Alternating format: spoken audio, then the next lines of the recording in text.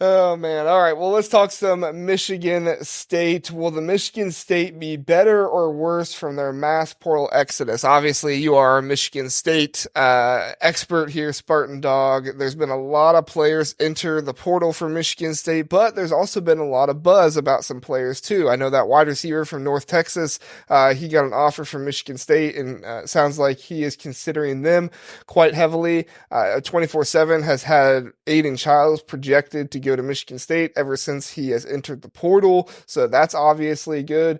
Spartan Dog, what are kind of some of your thoughts and what you've been reading or hearing about Michigan State in this transfer portal so far?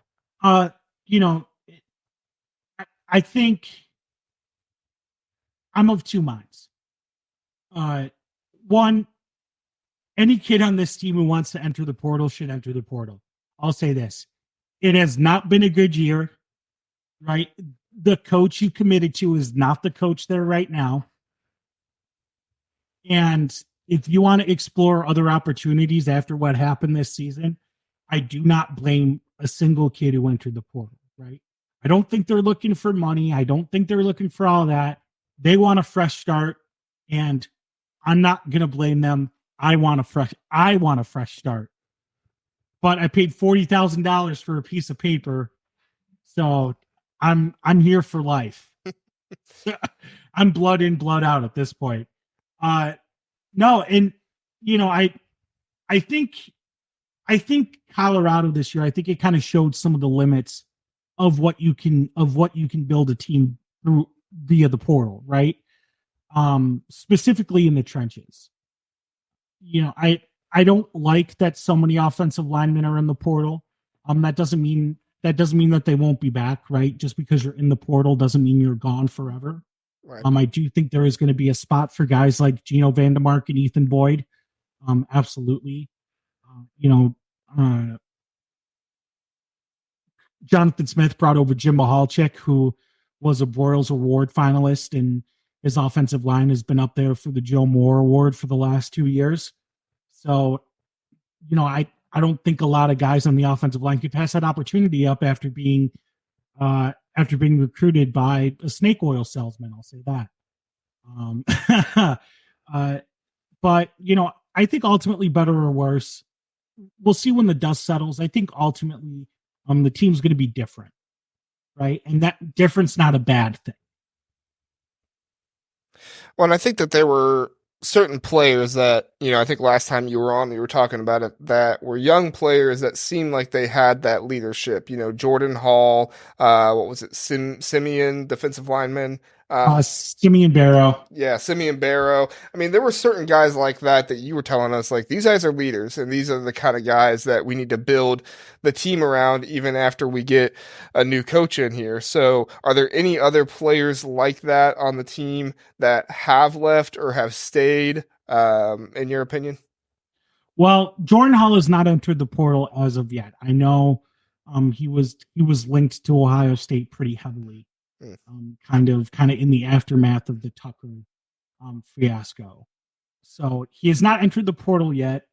I think he's priority one for Jonathan Smith. His football IQ is off the charts. He's physical. You would not know he was a freshman if you were not paying close enough attention to Michigan State football. Simeon Barrow had entered the portal during the 30-day window in the middle of the season and withdrew. I think he's kind of staying in. Chance Rucker is a cornerback. He was kind of baptized this season by fire. He was on Marvin Harrison Jr. in the Ohio State game. That doesn't go well for 99.999999999% of secondary players in college football. So, but that was a valuable experience.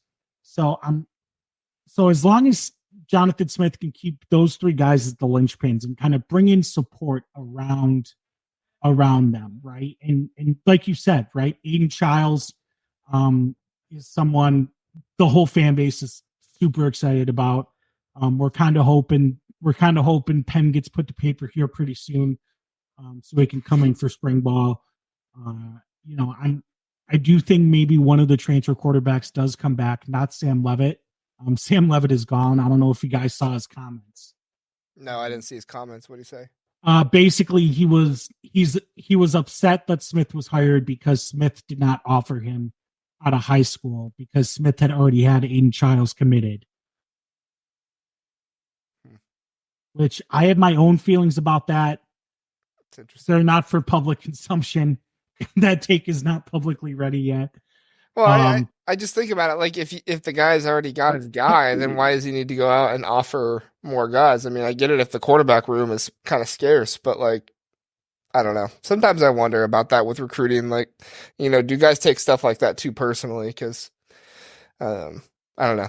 I don't know. I don't want to judge him personally because I don't know him, but that's an interesting concept there. Eric, what are some of your thoughts on Michigan State this portal cycle, and if the exodus could be good or bad for them? Spartan Dog, can I interest you in a 11-1 starting quarterback?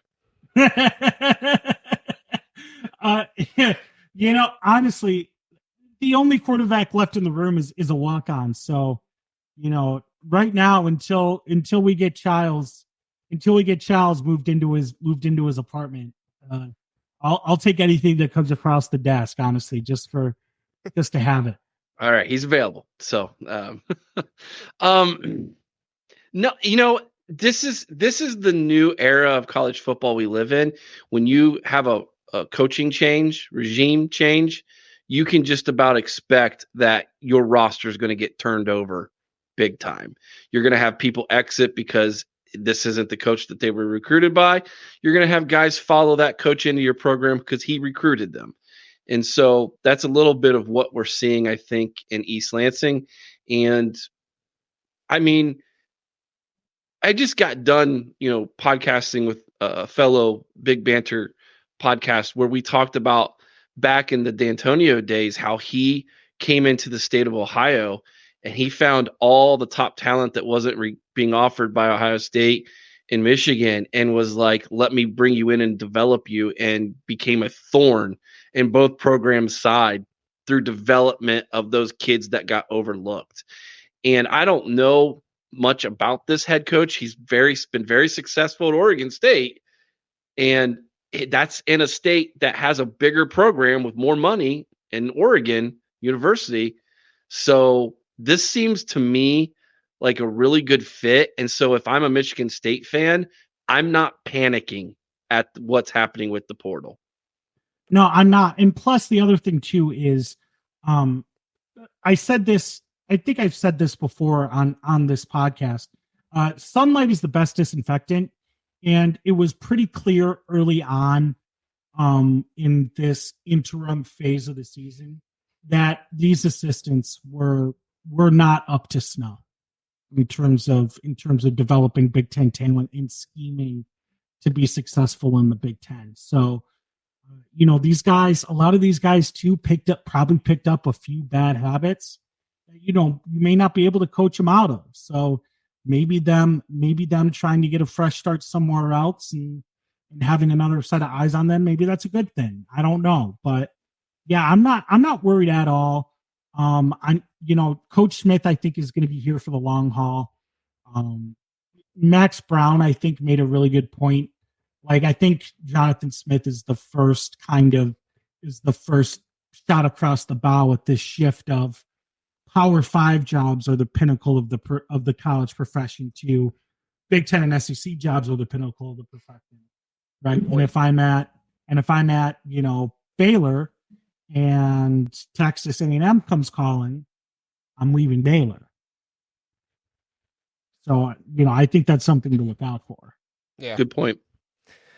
Yeah, no, I agree. I think you hit it on the head, Eric. I think this is just kind of the new natural progression of college football, and I think that as we see players leave because one coach comes in, I expect there will probably be more Oregon State players who leave and will probably hop on over to Michigan State at some point. If you did a good job over there, your players had a good relationship with you and your coaches, and you bring a lot of your coaching staff over, I would think those players would say, yeah, I want to go play for that same coach, play for that same staff. So, obviously you're not going to get every single player, but maybe the players that you have the best relationships with and we're doing the best with, that could be a big thing. So